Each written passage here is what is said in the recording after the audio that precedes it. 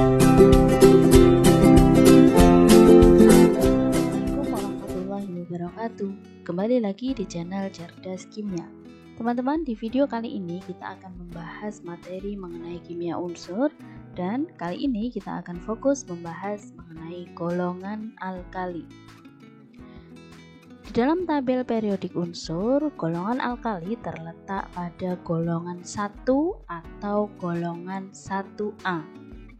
Golongan alkali ini disebut juga dengan nama lain, yaitu logam alkali.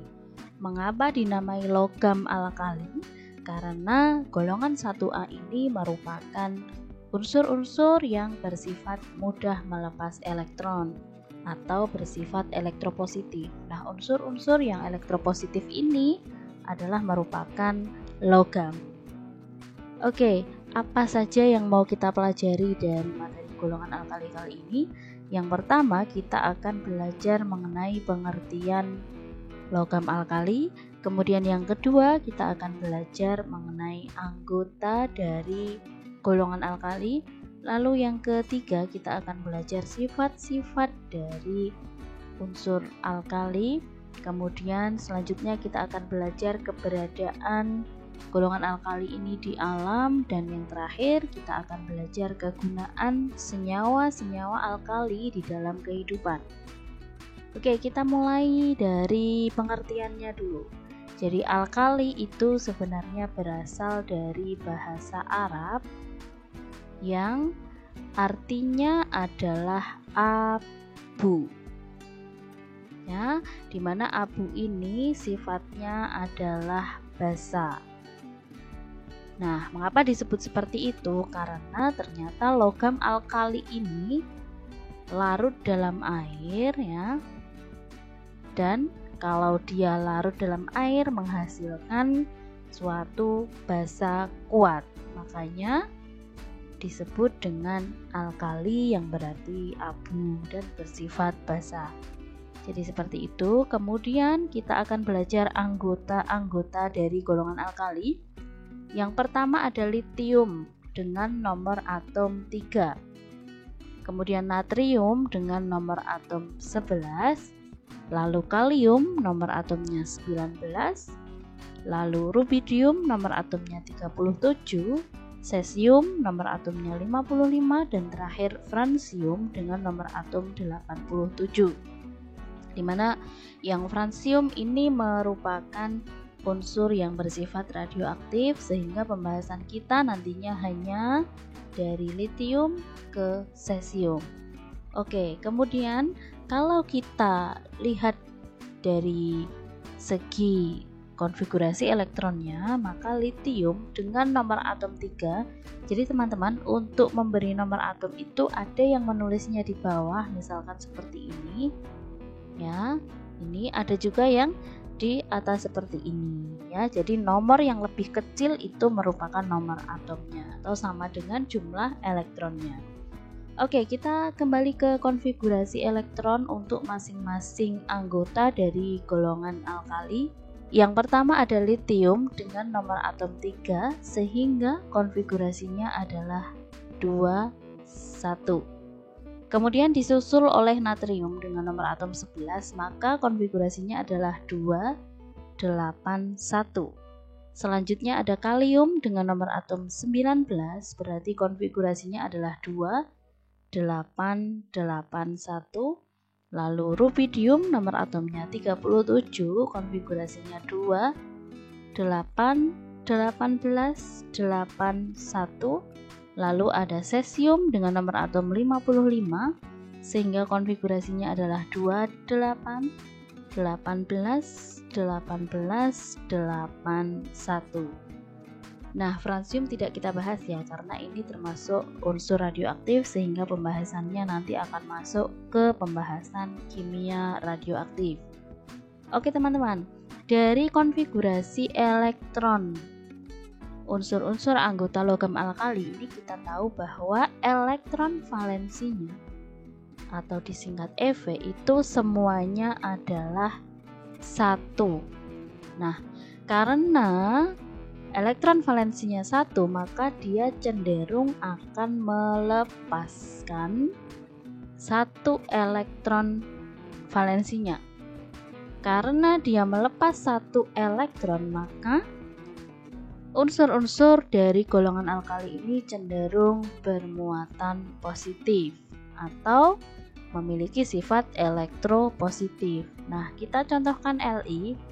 Maka Li ini akan stabil jika dia bentuknya adalah Li+. Kemudian Na itu ya berarti Na+. Lalu K berarti K+, kemudian Rb dan Cs ini Cs+.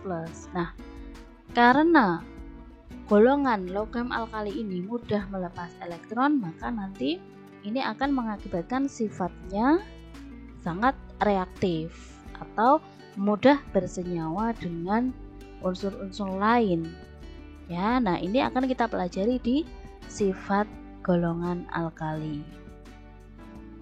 Oke, kita akan belajar sifat-sifat dari unsur-unsur di golongan alkali. Yang pertama, sifatnya adalah sangat reaktif. Ini tadi sudah kita bahas di bagian sebelumnya, di mana unsur-unsur golongan alkali itu cenderung untuk melepas 1 elektron terluar.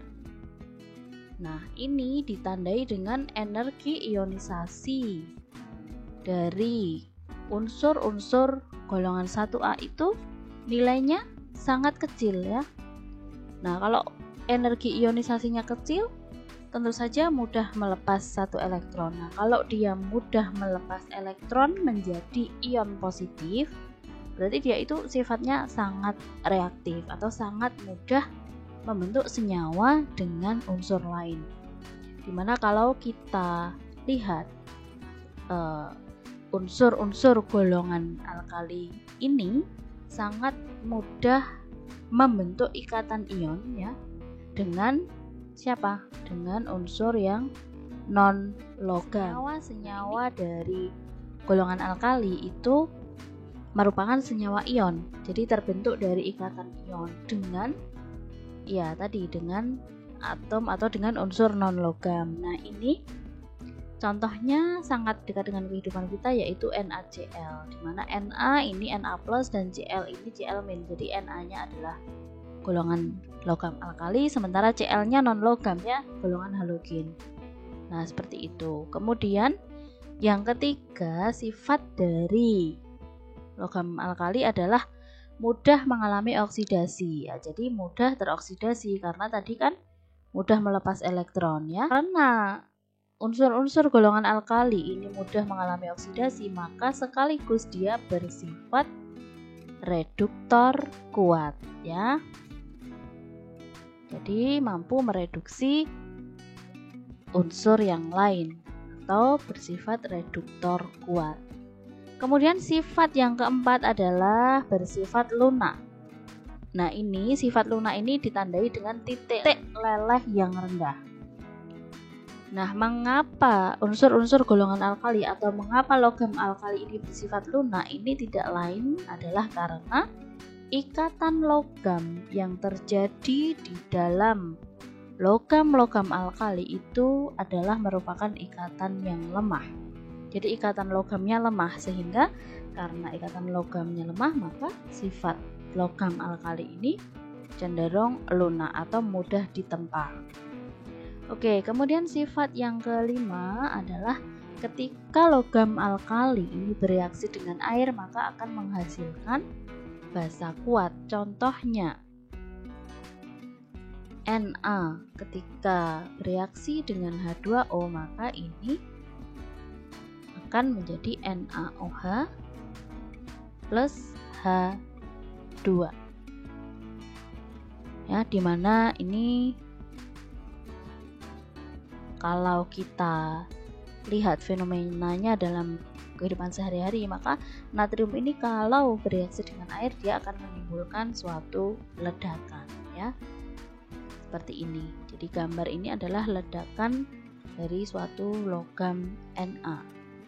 Oke, kemudian Selanjutnya kita akan belajar mengenai sifat fisika dari logam alkali, di mana logam alkali itu memiliki warna khas ketika dia diuji nyala ya. Nah, ini untuk litium warna nyalanya adalah merah. Kemudian untuk natrium ini warna nyalanya adalah kuning. Lalu untuk kalium ini warna nyalanya adalah ungu lembayung. Kemudian untuk rubidium warna nyalanya seperti ini ya, merah keunguan. Lalu untuk cesium warna nyalanya adalah biru. Nah, jadi ini bisa sebagai identifikasi logam alkali warna nyala ini. Oke. Kemudian kita lanjutkan mengenai keberadaan logam alkali di alam. Jadi teman-teman, logam alkali atau unsur-unsur dari golongan alkali ini di alam tidak ditemukan dalam bentuk unsur sendirian, tidak dalam bentuk natrium sendirian atau mungkin litium sendirian, itu tidak, melainkan mereka bersenyawa. Jadi yang ditemukan di alam itu adalah senyawa dari logam alkali itu. Nah, senyawa dari logam alkali ini biasa kita sebut dengan mineral ya. Jadi kalau misalkan natrium itu di alam tidak ditemukan dalam bentuk natrium sendirian, tetapi ditemukan dalam bentuk NaCl atau garam dapur. Itu adalah contoh yang paling sederhana. Nah, kemudian bagaimana cara kita mendapatkan logam alkali? Jadi misalkan bagaimana cara kita mendapatkan Na sendirian dari NaCl tadi?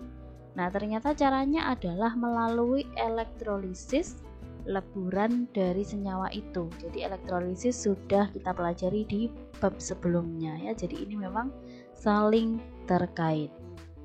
Nah, teman-teman, berikut ini adalah gambar beberapa mineral dari golongan logam alkali. Yang pertama ini adalah gambar litium. Jadi litium itu seperti ini, didapatkan dari mineral yang namanya adalah lepidolit, yang gambar mineralnya adalah seperti ini, teman-teman. Kemudian yang kedua adalah natrium. Ini tadi dihasilkan dari salah satunya adalah senyawa NaCl. Kemudian selanjutnya ini adalah gambar kalium, logam kalium.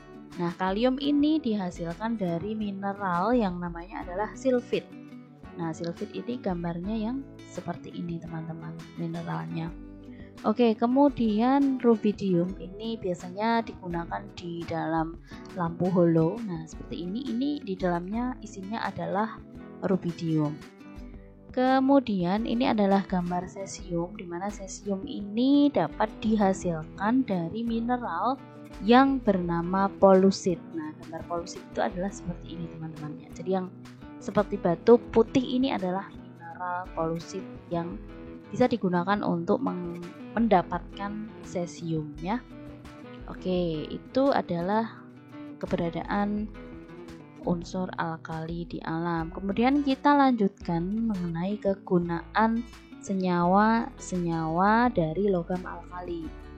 Jadi senyawanya ya yang digunakan, bukan logam itu sendiri.